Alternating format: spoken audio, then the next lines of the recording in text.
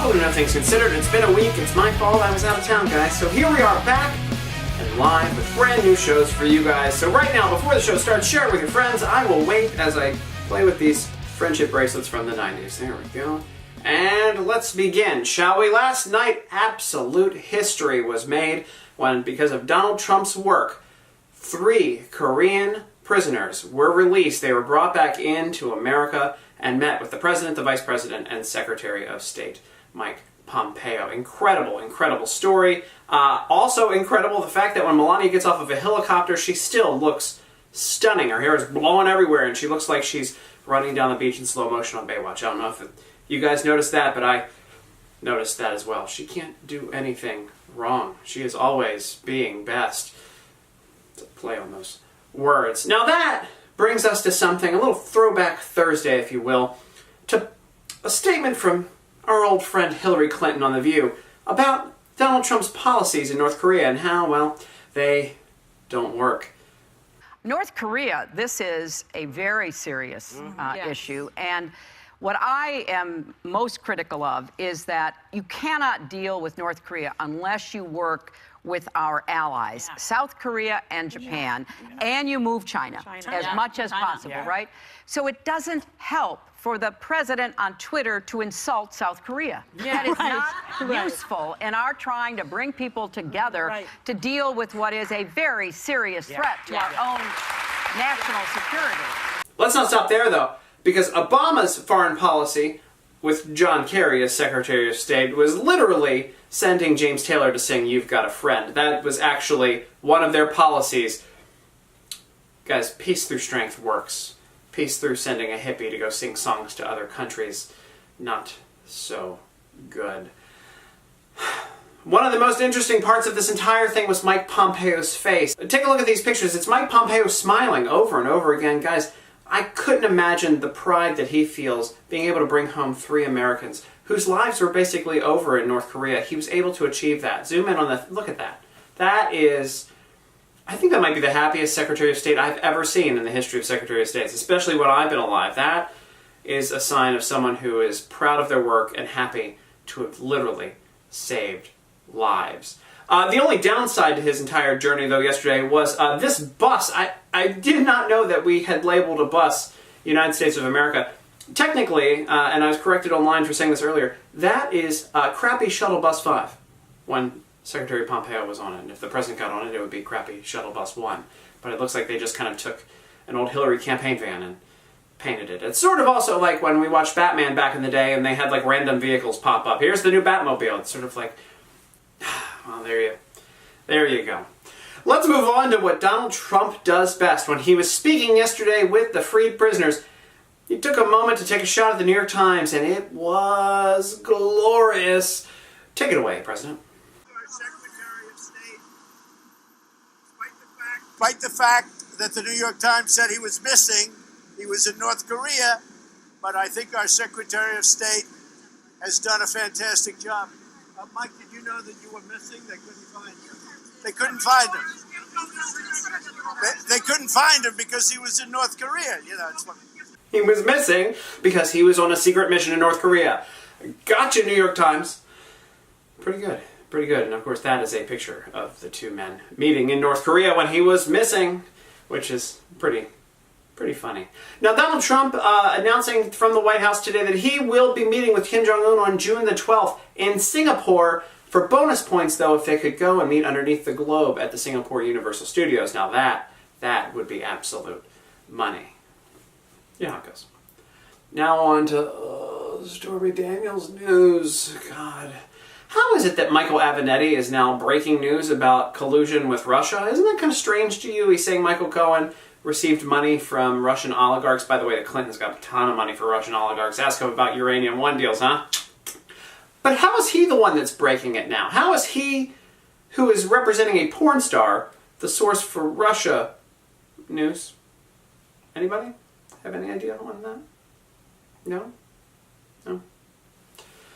And while I was out of town, Gina Haspel was up for her confirmation hearings as the first female CIA director. I thought Donald Trump hated women, but apparently he made an exception for her. That's a thing. Also, surprisingly, nobody asked her if we have access to any of that undercover James Bond stuff from the movies, which I want to know. That's an inquiring question that I would like to know about. But, we were stuck talking about other dumb stuff.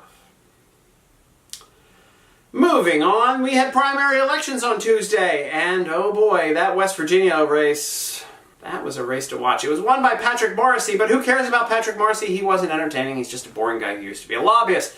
That being said, Don Blankenship, God bless this man for creating quite possibly one of the worst campaign commercials I've ever seen in the history of ever. And it would be terrible for me to deprive you of seeing that. If you haven't seen this before, it is the most majestic thing you have ever witnessed.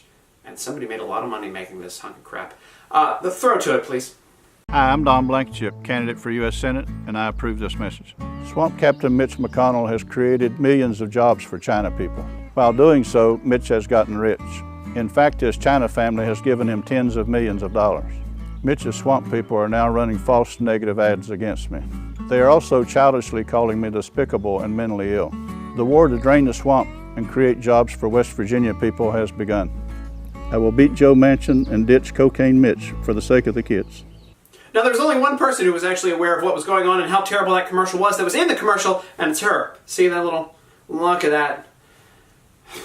She is going to regret that in years to come, and she knows it. She knows it. In other primary news, Cynthia Nixon, the lesbian who was on Sex and the City, remember that? That qualifies her to be president of the United States. Going with the slogan for her campaign, vote for the homo, not for the Cuomo. Very, very creative. You know who also judged that? Yeah, she knows better. She knows better there too. It's regrettable. It's regrettable. NBC doing an internal investigation on the Matt Lauer sexual harassment claims, and it turns out that with an internal investigation, you end up finding out that you did no wrong. Has any internal investigation ever turned guilt on themselves? I mean, hold on, let me conduct an internal investigation of myself right now. I'm awesome. There we go. That's how easy it is. I just investigated myself, and it turns out that I'm great. And if you didn't laugh at my jokes, it's on you.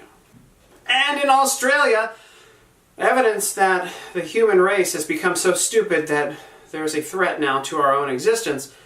This commentator, expert, whatever you want to call her, says that you need to ask your babies for consent before changing their diapers. Don't believe me? I find it hard to believe too. Throw it to it, please. Yeah. How young are some of the children you talk to?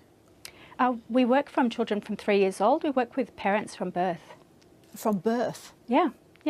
Just about how to set up a culture of consent in their home. So I'm going to change your nappy now. Is that okay? Of course, the baby's not going to respond, yes, Mum, that's awesome. I'd love to have my nappy changed. But if you leave a space and wait for body language and wait to make eye contact, then you're letting that child know that their response matters. Oh my God. Oh my God. We are that bad. We are that bad.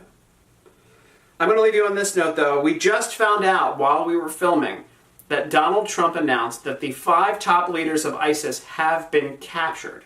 So as if we hadn't run them off altogether to begin with, we now have captured their 5 top leaders. Now, please tell me how Donald Trump's foreign policy isn't better than Barack Obama's. Barack Obama did get Osama bin Laden, but now we're denuclearizing, I can say it, not like George W. Bush, we're denuclearizing North Korea. We've stopped ISIS, and now we've captured their leaders. And next, Iran, in this world tour of stopping threats to the United States and the world. Amazing, amazing work. You guys have to give the president credit for that. Guys, that's it for tonight on No Things Considered. We'll be back tomorrow night, 7:30 p.m. Eastern Standard Time, and next week. And if you guys want to see me live, you can contact me through this Facebook page. We're now taking bookings for the summer and into the fall. We've got a couple of good things coming up. I'm going to be doing Rockford, Illinois in July, and a few other dates pretty soon to be announced. So, check in there. Guys, thanks for watching. Click the like button, click the heart button, click the smiley face button, share it with your friends. I'll see you tomorrow night, 7:30 p.m. Eastern Standard Time. Good night, everybody.